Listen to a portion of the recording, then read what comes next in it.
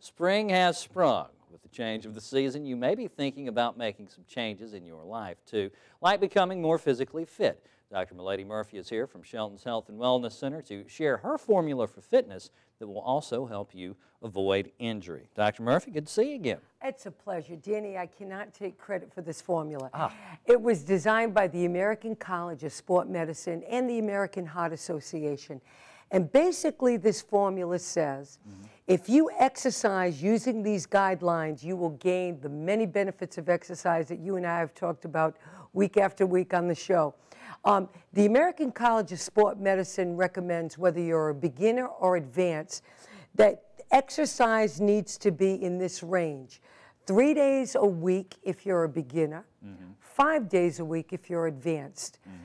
They also recommend that if you follow this principle that you need to keep it within your target heart rate. If you're a beginner, you want to keep it between 50 to 60% of your target heart rate. If you're advanced, you want to keep it between 70 to 80% of your target heart rate to gain the benefits. The FIT principle also recommends, no matter what level, that if you're a beginner, you want to exercise anywhere between 20 to 30 minutes or accumulate that time, 20 to 30 minutes, 3 days a week within that target heart rate that we just mentioned. For someone that's advanced, they recommend 5 days a week for 45 minutes to an hour to gain the benefits of fitness.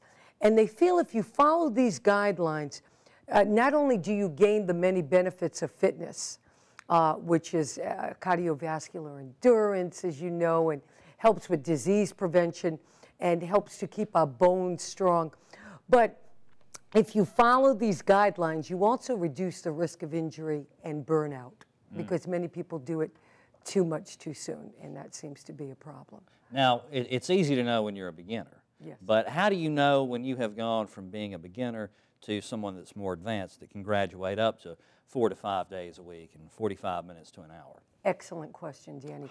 You know, a good rule of thumb is when you establish a fitness foundation, you want to exercise following that formula 3 days a week for 3 to 6 months. That gives you an excellent foundation to be no longer deemed a beginner.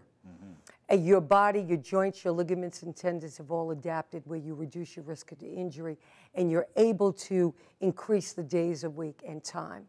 And you do it effectively without causing injury. But you know my rule of thumb, if you're not sure how to progress in exercise, because it's all about progression in gaining the benefits, hire a personal trainer that is certified and knowledgeable, because that personal trainer will help you get to the stages of advancement sooner rather than later and without increasing your risk of injury.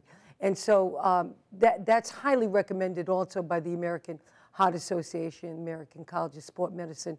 When you're starting a fitness program and you want to progress, a personal trainer will give you the guidelines very quickly and succinctly, and then you can hive off once you understand those methods. Hive off. You like that? I like that expression.